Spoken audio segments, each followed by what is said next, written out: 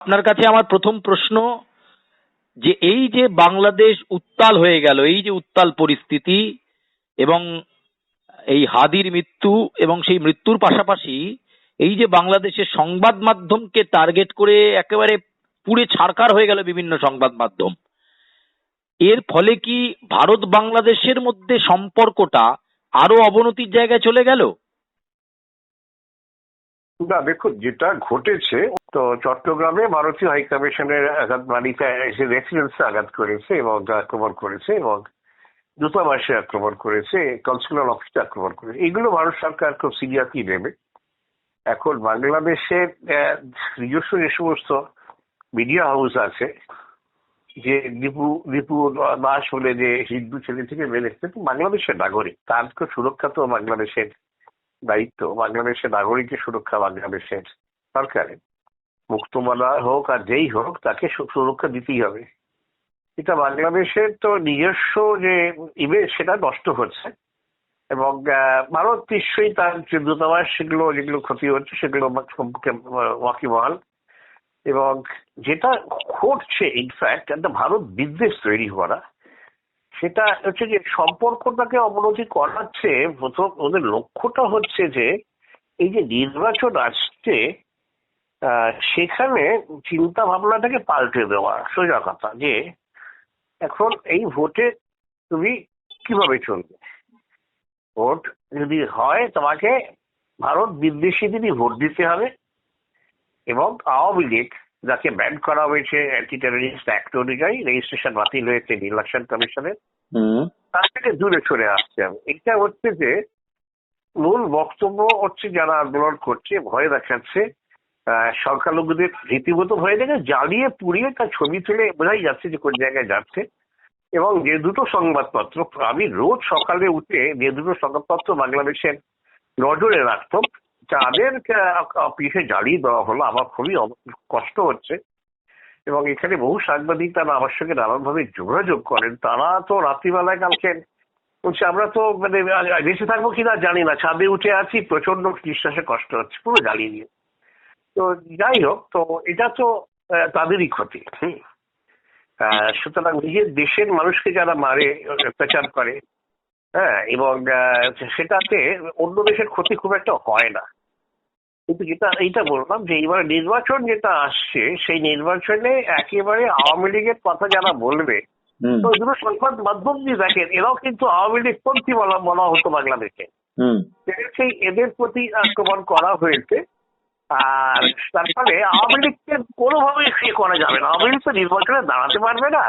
এরকম পরিস্থিতি যে বাতিল হয়েছে, রেজিস্ট্রেশন বাতিল হয়েছে, ব্যান্ড, যদি ওরা নিরপেক্ষ বা এই হিসেবে দাঁড়ায়, ইন্ডিপেন্ডেন্ট হিসেবে দাঁড়ায়, তাহলেও তাদেরকে ছাড়া হবে না। এইটাই হচ্ছে মূল বক্তব্য। দেখতে হবে যে ইমরান খান, তো পাকিস্তানের মদত আছে, আসিম মুনিরের মদত আছে, বুঝতেই হবে। ইমরান খানের পিটিআই যখন ব্যান্ড হয়ে গেল পাকিস্তানে, তখন কিন্তু তাদের অনেকেই প্রচুর এরা দাঁড়িয়েছিল ইন্ডিপেন্ডেন্ট একটা কয়ের দাম দিয়ে, তাতে কিন্তু তারা বেশ ভালো ছাড়া পেয়েছিল। এইটা যাতে না হয়, কিছু দিয়ে আওয়ামী লীগ না আসতে পারে, এটা একটা দিক। আর একটা আমার মনে হচ্ছে বিএনপি থেকেও তারা কিন্তু এখন যারা বাংলাদেশ নিয়ে চর্চা করেন তাদের অধিকাংশ লোকেরই ধারণা যে নিরপেক্ষ অবাধ নির্বাচন হলে আওয়ামী লীগ কন্টেস্ট না করলে বিএনপি জিতবে। এখন বিএনপি দেখা যাচ্ছে যে জামাতের সঙ্গে তার সম্পর্কটা ছিন্ন করেছে এবং বিএনপি কিছুটা, যদিও সেই ইসলামিক পার্টি হিসেবেই তার জন্ম, বাংলাদেশের একমাত্র আওয়ামী লীগই হচ্ছে যে ইসলামিক পার্টি নয়, সেকুলার পার্টি।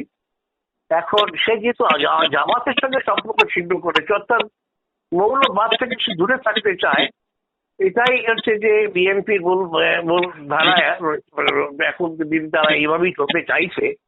তার জন্য বিএনপিকেও যাতে ক্ষমতায় না আসে, আমার ধারণা সেই দিকেই যেতে চাইছে। এমন ভাবে নির্বাচন হয় যাতে ইউনূসের স্নেহধন্য এনসিপি, জামাত, তারা এখনো কিভাবে কি করবে বোঝা যাচ্ছে না, জোট করতেও পারে এবং তাদেরকেই যাতে নির্বাচনে তারাই আসে, এরকমই একটা পরিস্থিতি। অত এই সময় যদি নির্বাচন হয়, মানুষ ভয় পেয়ে থাকবে, রিগিংটা খুব সহজ হবে এবং ইউনূস যেভাবে চাইবেন সেভাবেই নির্বাচন করানো যাবে। সেইটা একটা দিক হতে পারে, এই দিকটা রাজা সম্ভাবনা। আপনার কাছে আমার দ্বিতীয় প্রশ্ন, এরকম একটা পরিস্থিতি যেখানে আওয়ামী লীগের জনপ্রিয়তাকে ভয় পাচ্ছে সেখানকার বেশ কিছু রাজনৈতিক শিবির, এবং সাম্প্রতিকতম বিবিসি সহ বিভিন্ন সংস্থার যে জরিপ তাতে বলা হচ্ছে এখনো যা জনপ্রিয়তা আছে আওয়ামী লীগ ক্ষমতায় আসবে। ফলে এমন পরিস্থিতিতে কোথাও এই অশান্তি গন্ডগোলকে কি পরিকল্পিতভাবে আহ করিয়ে দিয়ে নির্বাচনটাকে স্থগিত করে দেওয়ার প্রয়াস বলা যেতে পারে এটাকে? হ্যাঁ দেখুন, এটাও একটা লক্ষ্য থাকতে পারে, কিন্তু নির্বাচন স্থগিত করে আপনি কতদিন স্থগিত করবেন? 5 মাস 6 মাস, তাই না? নির্বাচন তো লং ওভারডিউ হয়ে আছে। এবার একটা কেয়ারটেকার সরকার আছে, আইনে তো 90 দিন, এটাকে এর আগে যতদিন কেয়ারটেকার বসেছে 90 দিন, তার একটা স্বীকৃতি ছিল, সেই আইনটা এখন নেই। তো 90 দিনের কি 6 মাসেরই ধরি থাকে, এরা তো 1.5 বছর মতন রয়ে গেল। তোরা এই ভন্ডুল করে তো বেশি দিন ক্ষমতায় থাকা যাবে না। নির্বাচন ভন্ডুল করে নির্বাচন দিন ঘোষণা হয়েছে, আমার ধারণা এটাকে আর পাল্টে এর ফলে হবে কি যে যথাকথিত যারা আমেরিকা ওয়েস্টার্ন ডেমোক্রেসি, তারা মনে করে নির্বাচনটা হলেই বা হয়ে গেল, কিভাবে নির্বাচন দেখার দরকার নেই, নির্বাচনটা হচ্ছে কিনা। ইউরোপ সেই পরীক্ষায় পাস করতে চাইবেন, ঠিক আছে, আমেরিকার কাছে ভালো থাকতে চাইবেন, যাতে করে আমেরিকার সেই সাহায্যটা ঠিক মতন পাওয়া যায়। আমার ধারণা নির্বাচনটা হবে একদম ম্যাসিভ রিগিং করে ওরা যাকে বসাতে চাইছেন সেটাকেই হয়তো বসাবার চেষ্টা করবেন, বসাবেন।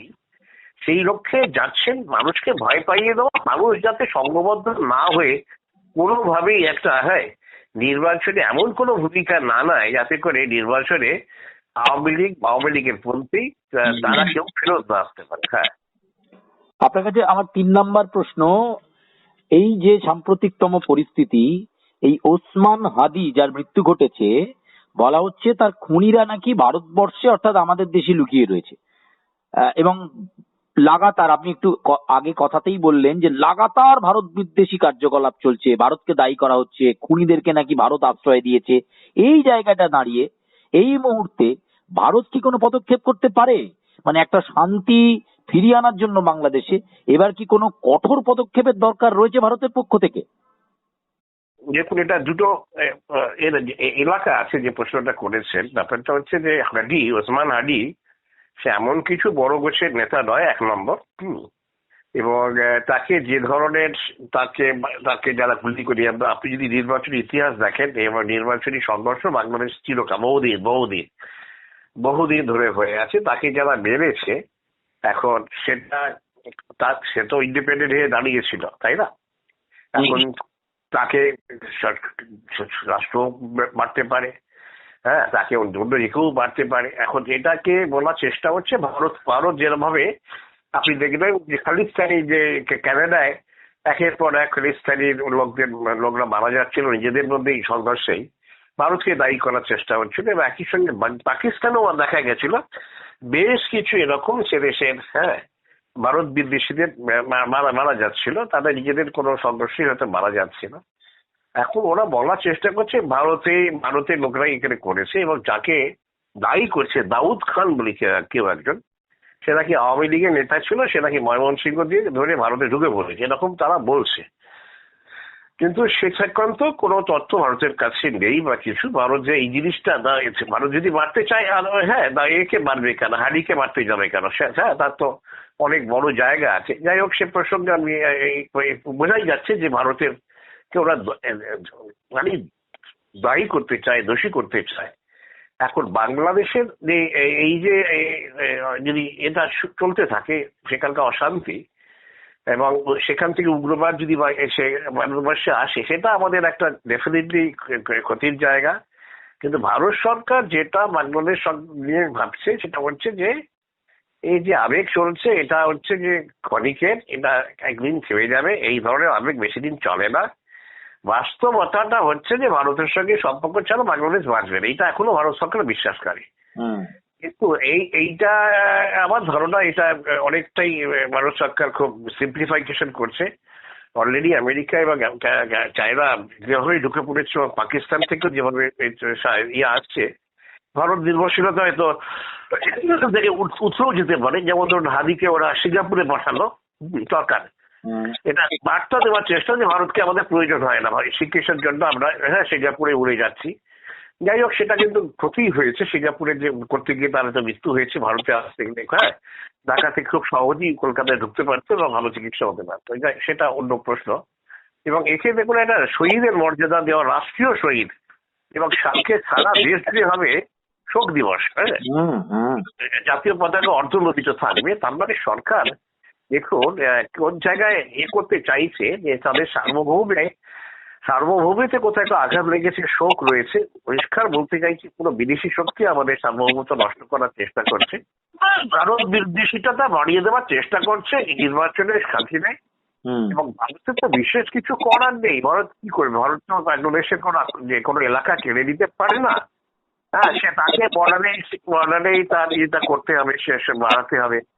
এবং বাংলাদেশে যে ধরনের ইনভেস্টমেন্ট আমরা করেছিলাম যে হট করে তার থেকে বেশি ইনভেস্ট করবো, সেটাও আমরা পারবো না। বাংলাদেশের অনেকটাই স্পেস কিন্তু চায়না আমেরিকা দখলে চলে গেছে, সেটা পুনরুদ্ধার করা একটু মুশকিল। কেননা চায়না ঢুকলেই আমেরিকা দেখতে তাকে কন্ট্রোল করার দরকার আছে দক্ষিণ পূর্ব এশিয়ায়। সুতরাং আমেরিকা এবং চায়না দুজনকেই কিন্তু অ্যালাউ করেছে বাংলাদেশ, এবং ওদের যে সাপ্লাই চেন সেটা কিন্তু এই দুশো দেশের উপর নির্ভর করে না, অনেকটাই ভারতের উপর নির্ভর করে। এখনো কিছুদিন আগেই তো আমরা চাল পাঠালাম, চাইছেও সঙ্গে সঙ্গে পাঠিয়ে দিচ্ছি। এইগুলো যদি ভারত সঠিক যদি বন্ধ করতো তাহলে হয়তো ওরা হয়তো বুঝতে পারতো যে ভারত কতটা প্রয়োজনীয়। ভারত সেগুলো বন্ধ না করে দিয়ে ভারতকে বুঝিয়ে দিচ্ছে যে ভারত খুব সহজলভ্য ব্যাপার, বুঝেছেন? যে কোনো সম্পর্কে আপনি যদি সহজলভ্য হয়ে ওঠেন, এই সম্পর্ক দৃঢ়তা থাকে, আপনাকে দৃঢ়তা দেখাতেই হবে। সেই জিনিসটা ভারত দেখাচ্ছে না। তার ফলেই আমার যেটা মনে হয় বাংলাদেশটা হয়তো আমাদের হাতছাড়া হয়ে যাবে। যে বাংলাদেশকে আমরা যেভাবে কাছে পেতাম সেভাবে পাবো না। বর্ডার আমাদের সতর্ক থাকতে হবে, একেবারে লম্বা বর্ডারে আমাদের সিকিউরিটি রাখতে হবে, এই সব দিকেই যেতে হবে।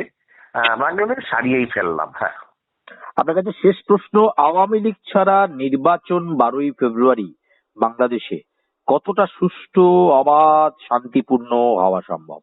না, এর আগেও তো আওয়ামী লীগ তো নির্বাচন বয়কট করেছিল না। হ্যাঁ, এই নয় যে এই প্রথম, এর আগে নির্বাচনে এবার দালাতি দিচ্ছে, এর আগে বয়কট করেছে। সুতরাং বাংলাদেশের আমরা ভারতবর্ষে যেভাবে নির্বাচন দেখি যে এখানে কংগ্রেস না দাঁড়ালে, মানে সারা ভারত জুড়ে বলছি, বা এখন বিজেপি এসে গেছে, এরা না দাঁড়ালে বুঝি নির্বাচন হবে না। বাংলাদেশে এগুলো নিয়ে কেউ ভাবে না। বিএনপি তো গত দুটো নির্বাচন বয়কট করেছে, কার কি যায় আসে? যে দেশে গণতন্ত্র উন্নত সে দেশে যে মেজর পলিটিক্যাল পার্টিস গুলো যা চালাচ্ছে কিনা সেটা চিন্তার কারণ হয়ে যায়। আমেরিকা যে ডেমোক্রেট রিপাবলিকে যদি একজন দুই নির্বাচনে না দাঁড়ায়, সারা বিশ্বজুড়ে একটা চিন্তা হয়।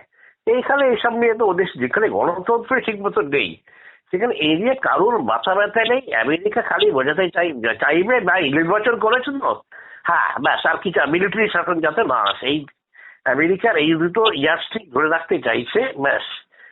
সুতরাং ওরা এই দুটো ইয়ার্সটিকেই চলবে, যার জন্য মানে মিলিটারি অভ্যুত্থান আমরা দেখলাম না।